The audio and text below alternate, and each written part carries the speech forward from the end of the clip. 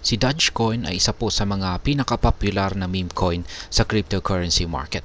Ngunit sa kasalukuyang balita, tila humaharap po ito sa matinding pagsubok.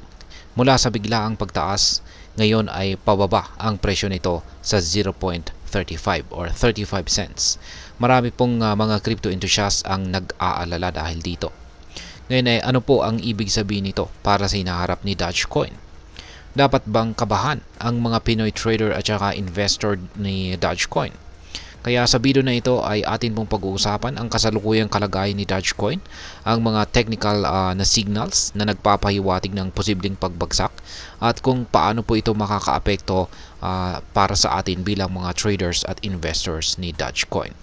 At ayan, bago po tayo magpatuloy ay nais ko lamang po munang bigyang linaw ang aking disclaimer kung saan ang nilalaman po ng video na ito ay hindi po ito isang financial advice. For education and information purposes lamang po ang layunin nito. Ayan, umpisahan po natin sa kung ano po ang nangyayari sa presyo ni Dogecoin. Nitong nakarang ilang linggo, ang presyo po ni Dogecoin ay bumaba po mula sa 0.4846 noong December 8. Ayan. Ngayong mismong taong ito at ngayon ay ito na po ay nasa presyong 0.35962. Ang pagbaba na ito ay dulot po ng malawakang pag-liquidate sa cryptocurrency market. Sa kabila ng pansamantalang paglaban sa pagbaba, ang selling pressure ay masyadong malakas, dahilan para bumaba si Dogecoin sa isang critical level. Makikita po sa 4-hour chart, ayan. Dito po sa 4-hour chart na ito, ang itong si Dogecoin ay hindi na po niya kayang lampasan ang mahalagang 200 EMA line. Nakakaraniwan pong ginagamit ng mga technical analyst para malaman kung ang market trend ay bullish o bearish.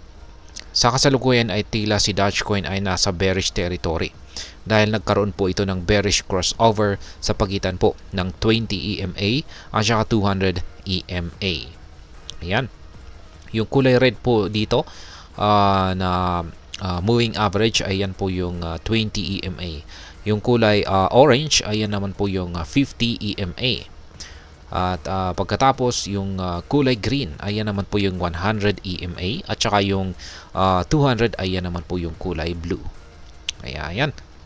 At mapapansin po natin na tumagos po yan ang presyo ni Dogecoin sa lahat ng mga EMA natin dito. Ngayon ay ano po ang sinasabi ng mga technical indicators naman dito. Ayan, kapansin-pansin po na ang pagbaba ng Relative Strength Index or RSI ni Dogecoin, kung saan ay pumasok na po ito sa oversold zone. Ibig sabihin, marami pong nagbebenta ng Dogecoin at ito po ay nagdudulot ng mas mababang presyo. Ang sitwasyong ito ay nagpapababa sa posibilidad ng isang bullish reversal o pag-akyat muli ng presyo ni Doge. Dagdag pa rito, ang Fibonacci level sa presyong 0.3732 ay nagsisilbing unang hadlang, ayan, or resistance para sa anumang posibleng pagtaas ni Dogecoin. Kung sakaling mabasag po nito ang 0.35 na support level, maaari pong bumagsak pa ang presyo ni Dogecoin sa presyong 0.30 o baka mas mababa pa. Ngayon ay ano po ang posibleng mangyari sa presyo ni Dogecoin?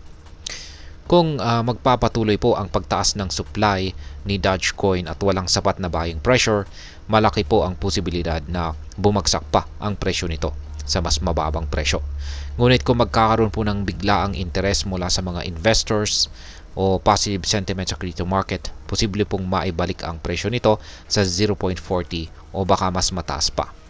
Para sa mga speculative traders, ang kasalukuyang market volatility ay maaari pong magdulot ng exit o pagbenta ng kanilang mga holdings kay Dogecoin.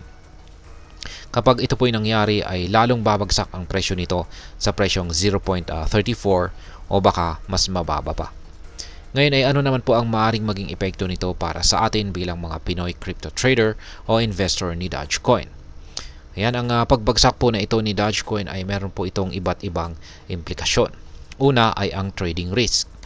Kung tayo po ay isang short-term trader, ang kasalukuyang bearish trend ni Dogecoin ay maaari po itong magdulot ng malaking pagkalugi kung hindi po tayo maingat sa pag-analyze ng market.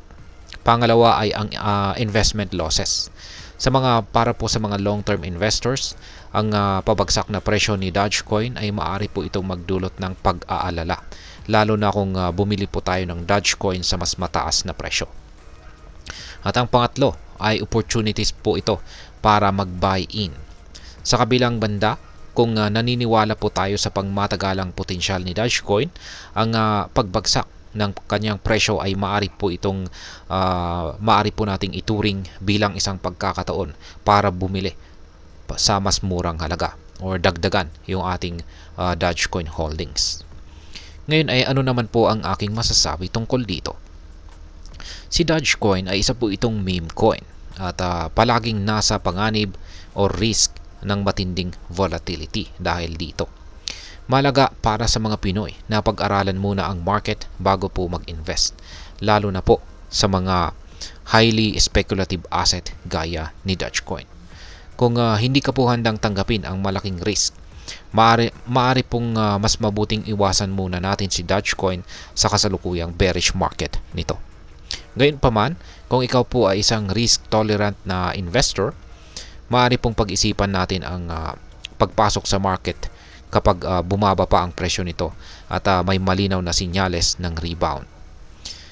At ayan, sa kabuuan ay ang pag-invest po sa cryptocurrency ay hindi lamang po tungkol sa kita kundi sa tamang kaalaman at pag-manage ng risk. Sa mabilis po na takbo ng mundo ng crypto, ang pagiging handa ay ito po yung susi sa ating tagumpay. At ayan, hanggang dito na lamang po tayo sa video na ito mga ka-crypto. Sana po ay inyong nagustuhan ang aking paliwanag sa video na ito. Kung inyo po itong nagustuhan, pakiclick lamang po ang like button nito. Marami pong salamat sa panonood. Ingat po tayo lagi at God bless po sa ating lahat.